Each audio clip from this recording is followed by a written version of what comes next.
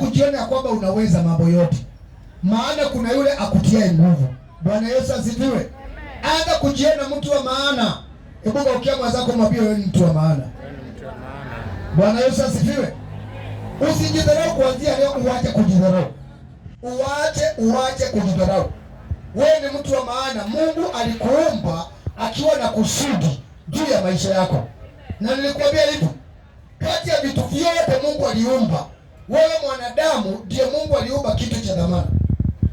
Wewe ni wa dhamana kuliko vitu vyote Mungu aliumba. Wewe ni wa dhamana hata zaidi ya malaika. Maana malaika ni viumbe watumishi, lakini wewe ukiokoka unafanyika kuwa mwana. Kuna tofauti kati ya mtumishi ama mfanyakazi na mwana. Wewe ni mwana, una haki ya kurithi. Lakini mfanyakazi ama mtumishi hana haki ya kurithi. Ndio maana ukiokoka wewe ni wa maana kuliko malaika. Maana malaika ni viumbe watumishi. Bwana Yesu asifiwe. Wewe ukiokoka Mungu anakuita mwana. Mungu anakuita mwana. Hebu sikiliza haya maandiko. Najua saa zingine naweza ukafikiria pasa hiyo ni mambo yako. Wacha nikusomee kitabu cha Kolombo ninapoleta praise and worship. Watuongoze kwenye hiyo kipindi. Hebu sikiliza. 2 Corinthians, Wakorintho wa pili 6. Wakorintho wa pili 6. Wakorintho wa pili 6. Ule mstari wa 18.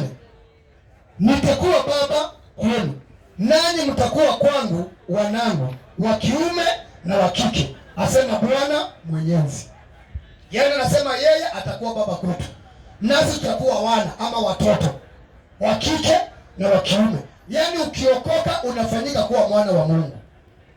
Sasa wewe ni mwana. Malaika ni watumishi, wanatumwa, ni wafanyakazi. Sasa wewe mwana ndio uko na haki ya kurithi.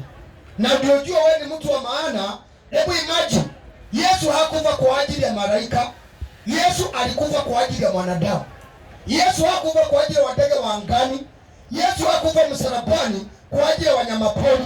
Alikufa ni kwa ajili yetu sisi wanadamu. Kwa hivyo machoni pa Mungu sisi ni watu wa maana. Sisi ni watu wa dhamana. Zaidi ya yote Mungu alituumba kwa mfano wake. Kwa hivyo kuanzia leo wacha kujidharau. Wacha kujidharau kuanzia leo. Wacha wengine wakudharau, lakini wewe usiwahi jidharau. Hata kama una sura. Nani alikwambia kuna mtu ambaye hana sura? Hakuna mtu ambaye hana sura. Unapendeza. Bwana Yesu asifiwe. Hebu geukia mwenzako mwambie unapendeza. Uwe mweusi, uwe mweupe. Uwe mrefu, uwe mfupi. Unapendeza. Hata kama uko na ulemavu yoyote ile, Mungu alifanya hivi akiwa na kusudi juu yako. Bwana Yesu asifiwe. Maana mambo yote Mungu anayafanya kukiwa na sababu. Mambo yote Mungu anayafanya kukiwa na sababu. Na huwezi ukamuuliza swali. Hauwezi ukamuuliza swali. Yeye ndiye anaifanya kulingana na mapenzi yake. Kwa hivyo kuanzia leo hata kujiona wewe ni mtu wa maana. Hata kujiona wewe ni mtu bora.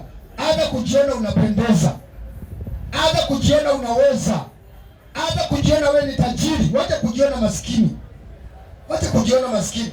Unajua huwa nakwambia hivi, mara nyingi Mungu akuangalia na ile status uko nayo sasa hivi. Labda hali ulio nayo sasa hivi, hata nyumba utalipa unadaiwa na landlord. Labda hata uko na madeni. Lakini maji Mungu anapokuangalia kuoni wewe maskini. Anakuona wewe ni milionea. Maana anakuona na miaka inayokuja. Mungu anajua baada ya miaka 5 utakuwa somebody somewhere. Hautakuwa vile ulivyo. Japo kuwa kwa sasa hata labda umetembea route 11 kuja kwa ibada ya leo. Lakini Mungu akikuangalia anaona tajiri mkubwa. Na naomba hiyo neema iwe juu yako. Amen. Mungu akaweza kuinua matajiri kwenye hii huduma. Amen. Mungu aweze kuinua matajiri kwa hii huduma. Amen. Watu ambao watakuwa wanajitoa kusimama kazi ya Mungu. Amen. Kwa hivyo Mungu anapokuangalia hakuiti na ile hali ulio nayo sasa hivi. Anakuita vile utakavyokuwa kesho. Anakuita vile utakavyokuwa siku zinazokuja. Ndio maana alipomtokea Gideon hakumuona muoga, japo kwa alikuwa amejificha kwenye pango, lakini Mungu anamuita ewe shujaa Gideon. Maana Mungu alijua siku za usoni huyu Gideon ndio anaenda kumtumia aweze kuwakomboa Israeli kutoka mikononi mwa Wamidiani.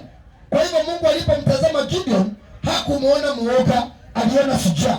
Mungu alipomuona Daudi hakuona mchunga kondoo, Mungu aliona mfalme. Hebu pigia Yesu makofi mazuri.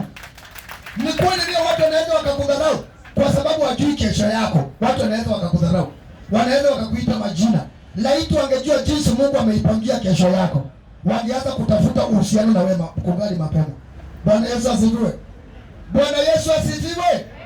Simama kwa miguu yako kwa sababu ya muda. Baba.